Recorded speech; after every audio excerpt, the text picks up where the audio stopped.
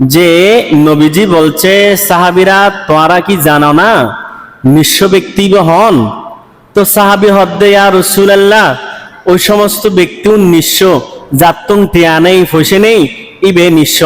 নবীজি হদ্দে নয়, কিয়ামতের ময়দান মেজে পাহাড় পরিমাণ নামাজ ও সওয়াব লই রেজেবু, এবে পাহাড় পরিমাণ যাকাত ও সওয়াব লই রেজেবু, রোজা সওয়াব লই রেজেবু, এর পরেও ওই ব্যক্তি বে নিঃস্ব।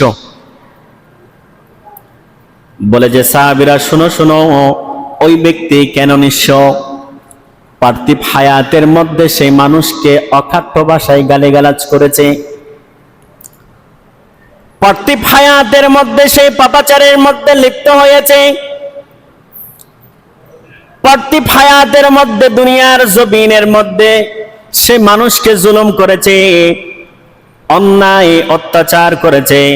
ওয়াদারাবা হাযা, নয় নয় সে মানুষকে রক্তপাত করেছে, মানুষের হক নষ্ট করেছে, মানুষের হক নষ্ট করে ওয়াকালা মালা হাযা, সেই ব্যক্তি অন্যায়ভাবে মানুষের সম্পদ দখল করেছে, জমি দখল করেছে।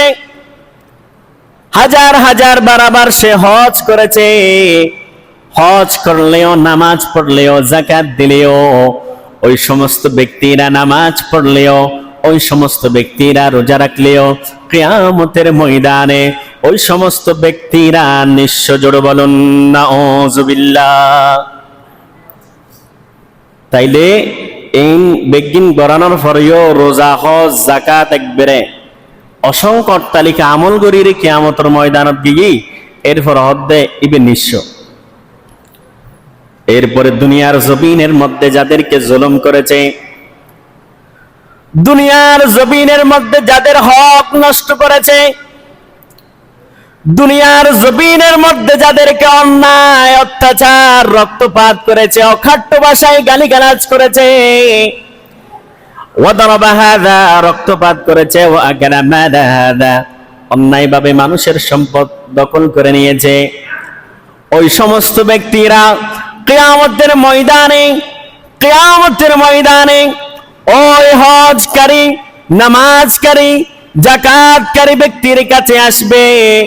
এই সেই ব্যক্তি, আজ আপনি আল্লাহর কাছে হজকারী হয়েছেন, যাকাতকারী হয়েছেন, নামাজকারী হয়েছেন, তবে হ্যাঁ দুনিয়ার মধ্যে আপনি আমার সাথে জুলুম করেছেন, আজকে আপনি আমার হক জুলুম করে আপনি আমাকে ফিরাই দিন। এইভাবে এইভাবে পাওনাদার আসবে, পাওনাদার এসে তাকে বলবে আমার পাওনা আমাকে ফিরাই দিন।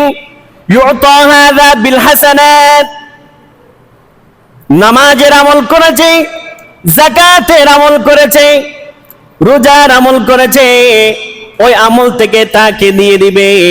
আরেকটা পাওনাদার এসে বলবে আমি আপনার থেকে পাওনাদার আছি, আমার পাওনা আমাকে ফিরাই দেন। ইউতা হাযা বিল হাসানাত, তাকেও তার আমল থেকে দিয়ে দিবে। এমন ভাবে দিতে দিতে একের পর এক আসতে থাকবে, একের পর এক আসতে থাকবে। এরপরে একটা পাওনাদার এসে বলবে আমার পাওনা আমাকে আপনি ফিরাই দিন। নবীজি বলছেন ফাইন ফানিয়াত হাসানাতু, ওই সমস্ত ব্যক্তিরা যখন তাকে বলবে আমার পাওনা আমাকে ফিরাই দিন, তার আমলনামার মধ্যে তাকিয়ে দেখবে কোনো আমল নাই, শূন্য আমল হয়েছে। দিতে দিতে দিতে দিতে শূন্য আমল হয়েছে। এরপরে রব্বুল আলামিন আহকামুল হাকিমিন বলবে ও আমার বান্দারা, তুমি পাওনা, তুমি পাওনাদার, ওই সমস্ত ব্যক্তি থেকে তুমি পাওনা পাও, হক পাও। অসংখ্য গণিত পাওনাদারের মধ্যে তুমি রয়েছ। তুমি দুনিয়ার জমিনের মধ্যে যা নাফরমানি করেছ, যা বেবিচার করেছ, দুনিয়ার জমিনের মধ্যে যা পাপাচারের মধ্যে তুমি লিপ্ত হয়েছ, ওই গুনাহগুলো তাকে দিয়ে দাও। এরকম এইরকম গুনাহ দিতে দিতে, গুনাহ দিতে দিতে সুম্মা তুরিহা ফিন্নার, গুনার সাগর হয়ে ওই সমস্ত ব্যক্তিকে, হজকারী, যাকাতকারী, নামাজকারী, মানুষের হক নষ্টকারী ব্যক্তিকে গুনাহগুলো দিতে দিতে দিতে দিতে সুম্মা তুরিহা ফিন্নার, তাকে জাহান্নামের মধ্যে পাঠিয়ে দেওয়া হবে। জোরে বলুন নাউযুবিল্লাহ।